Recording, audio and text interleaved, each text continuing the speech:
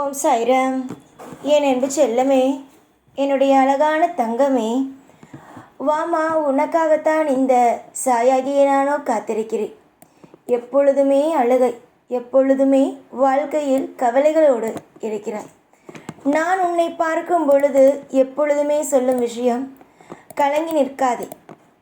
எதுவாக இருந்தாலும் நிறைய மாற்றங்கள் உண்டு, நிறைய அதிசயங்கள் உண்டு உன்னுடைய வாழ்க்கையில் என்பதை இப்பொழுதல்ல, எப்பொழுதுமே நான் சொல்லிக்கொண்டேதான் இருப்பேன்.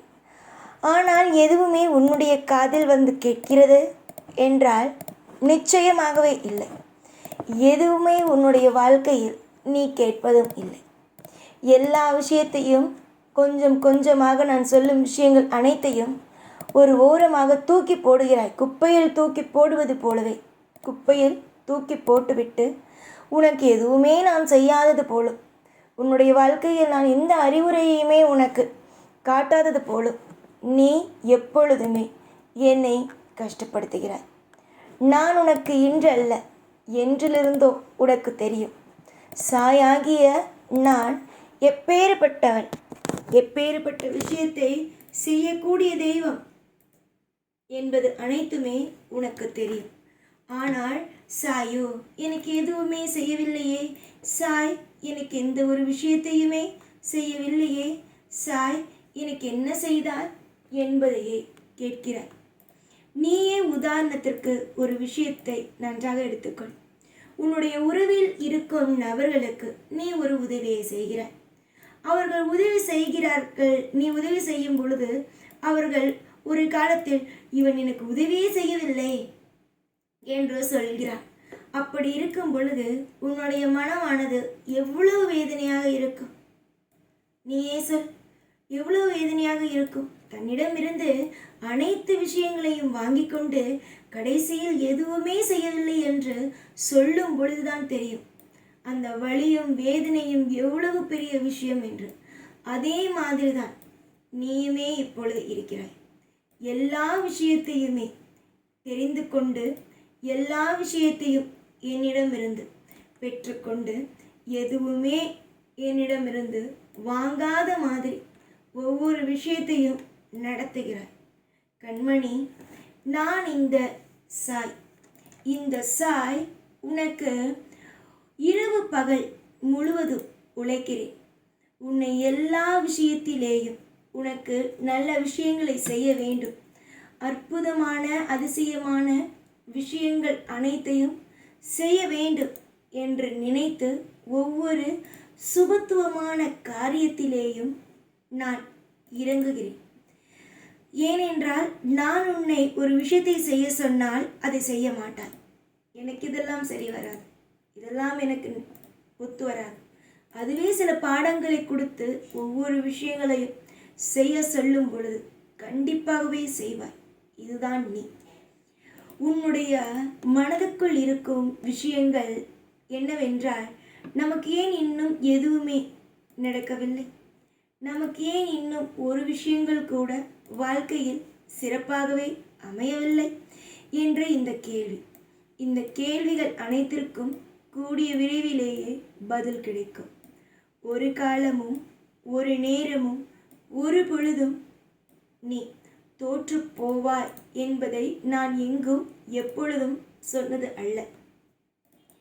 எவ்வளவுதான் உன்னுடைய வாழ்க்கையில் நான் ஒவ்வொரு விஷயத்தையும் செய்ய வேண்டுமோ, ஒவ்வொரு விஷயத்தையும் நான் சொல்லி புரிய வைக்க வேண்டுமோ, எல்லாமும் நான் புரிய வைப்பேன் அந்தந்த நேரங்கள் வரும் பொழுது.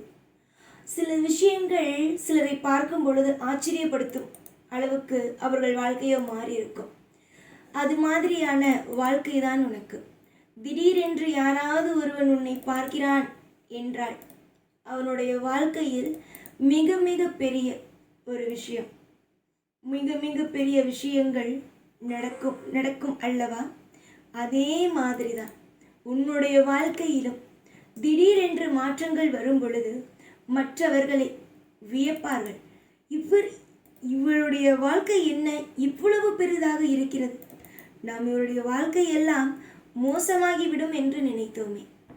ஆனால் இவ்வளவு பெரிய அளவில் வாழ்க்கை அமைந்து இருக்கிறது. எல்லா பொழுதிலேயும் வாழ்க்கையில் சுபமானது இவளுக்கு நடக்கவே கூடாது என்று நினைத்தோமே.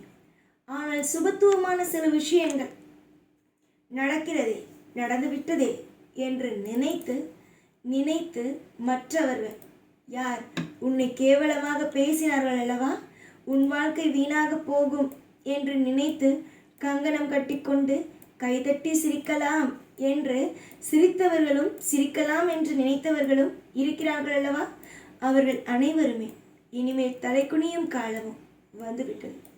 சிறப்பான ஒரு வாழ்க்கையோ அமையும் காலம்தான் இது. அதில் எந்த ஒரு குறையும் அல்ல, அதில் எந்த ஒரு மாற்றமுமே இல்லை. சிறப்பாக அமையும், அது எனக்கு தெரியும். உன்னுடைய வாழ்க்கையில் என்னென்ன விஷயத்தை சிறப்பாக அமைத்து தர வேண்டும், என்னென்ன விஷயத்தை உன்னுடைய வாழ்க்கையில் கொடுக்கக்கூடாது, என்னென்ன விஷயத்தை உன்னுடைய வாழ்க்கையில் நான் கொடுக்க வேண்டும், இப்படி எல்லாமும் எனக்கு தெரியும். தெரிந்து ஒவ்வொரு விஷயத்தையும் பார்த்து பார்த்து பார்த்து செய்து கொடுத்து கொண்டு தான் இருக்கிறேன்.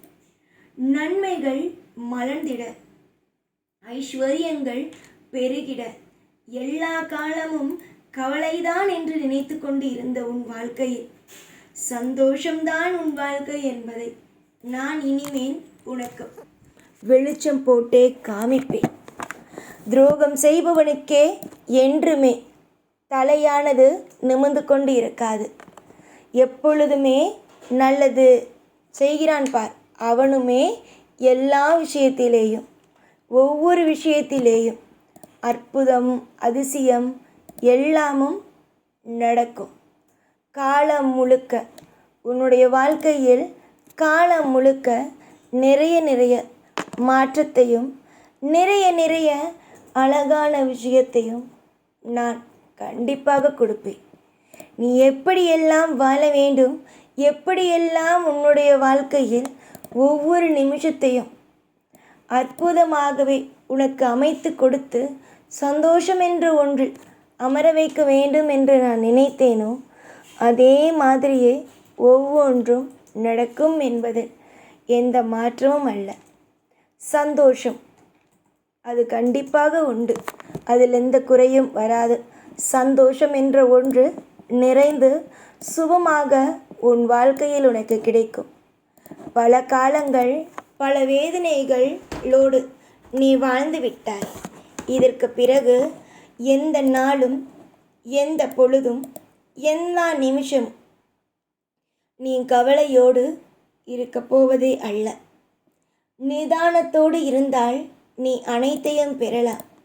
அதுதான் நான் சொல்லும் விஷயமே. நிதானமாக இருங்கள். நிதானமாக ஒவ்வொரு விஷயத்தையும் செய்து என்னிடமிருந்து அனைத்தையும் பெற்றுக்கொள்ளுங்கள். எப்பொழுதும் உன் கூடவே இருப்பேன். இந்த சாய்நான். ஓம் சாய்ராம்.